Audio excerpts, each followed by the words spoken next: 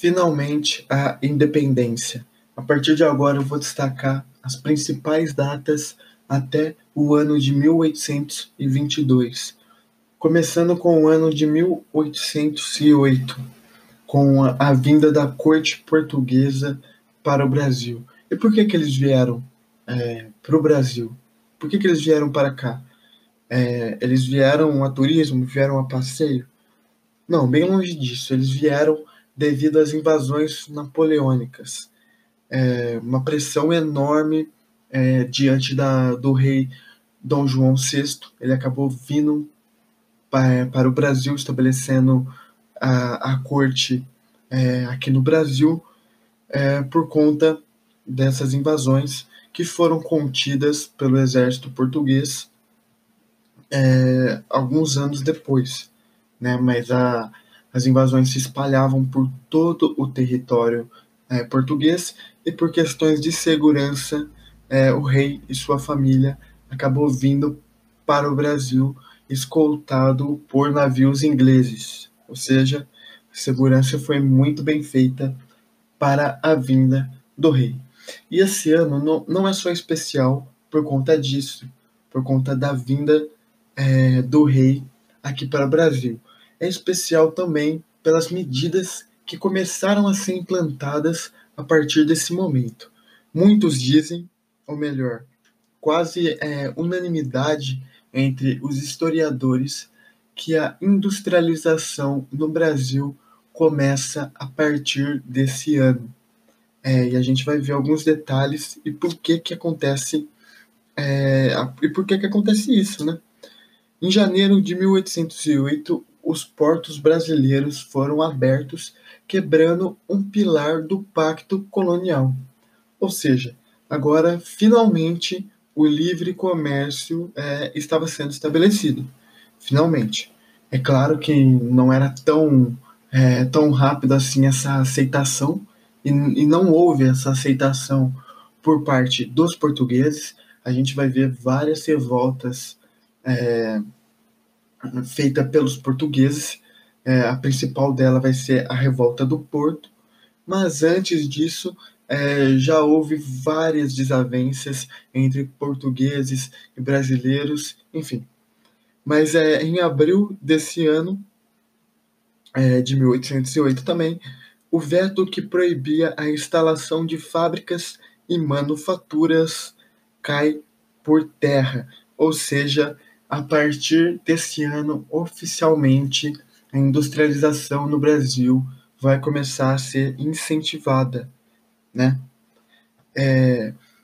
Aí agora a gente vai para o ano de 1811, com a liberação do livre comércio de quaisquer gênero, uma medida muito importante também e que contém um grande avanço para todo o Brasil, para todo o território brasileiro, até então arcaico, em manufaturas, indústrias, e até no comércio em si, né? Porque só tinha Portugal como comprador, como negociante. Comprador, entre aspas, assim, era na verdade mais uma extração desenfreada dos recursos brasileiros, né? E o Brasil fazia negócio com a Inglaterra por meio de terceiros, vamos dizer assim. Os produtos brasileiros acabavam indo parar na mão dos ingleses através dos portugueses, cobrando taxas muito mais altas, e o Brasil se prejudicando, porque podia fazer diretamente esse comércio, né? E isso começou a partir do ano de 1808, esse livre comércio.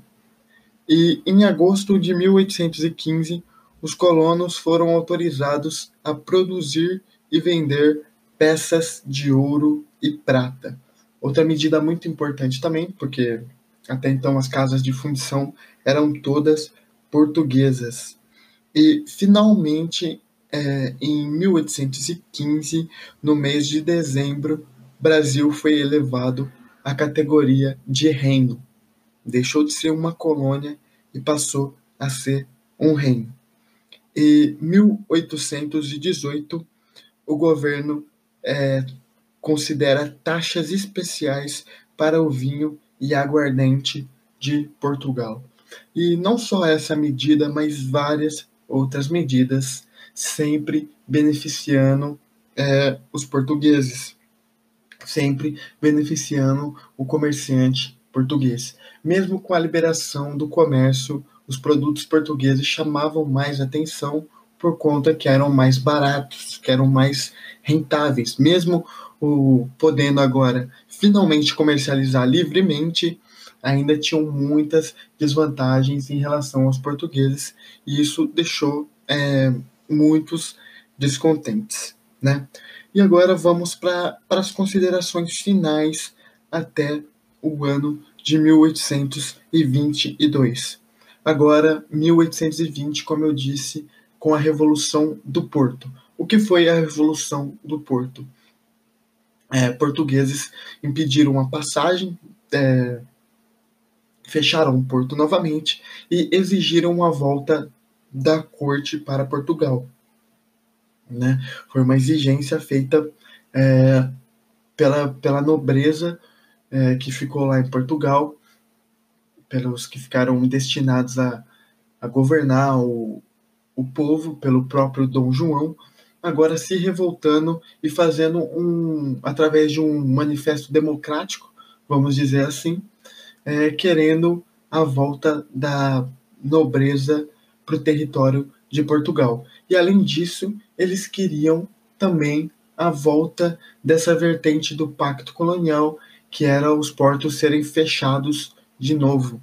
Ou seja, isso foi terrível e acabou abalando ainda mais a estrutura da até então nobreza brasileira, né, que queria sim o livre comércio. Aí a gente vai ter essa disputa entre brasileiros e portugueses. Os brasileiros nada mais eram nesse contexto dos que as pessoas que queriam o livre comércio, que queriam a liberação do porto, que queriam a liberação do livre comércio. E os portugueses eram que queriam que mantivesse o pacto colonial, que se mantivesse da mesma forma. Enfim, esse foi o contexto essencial para a independência, porque a partir daí, em 1821, Dom João VI volta para Portugal e Dom Pedro I fica como príncipe regente do Brasil, e a situação não melhorou em nada com a volta de Dom João VI, e a solução se encaminhava até então para independência, para se ver livre finalmente de Portugal, que aconteceu no ano de 1822, já bem antes do 7 de setembro,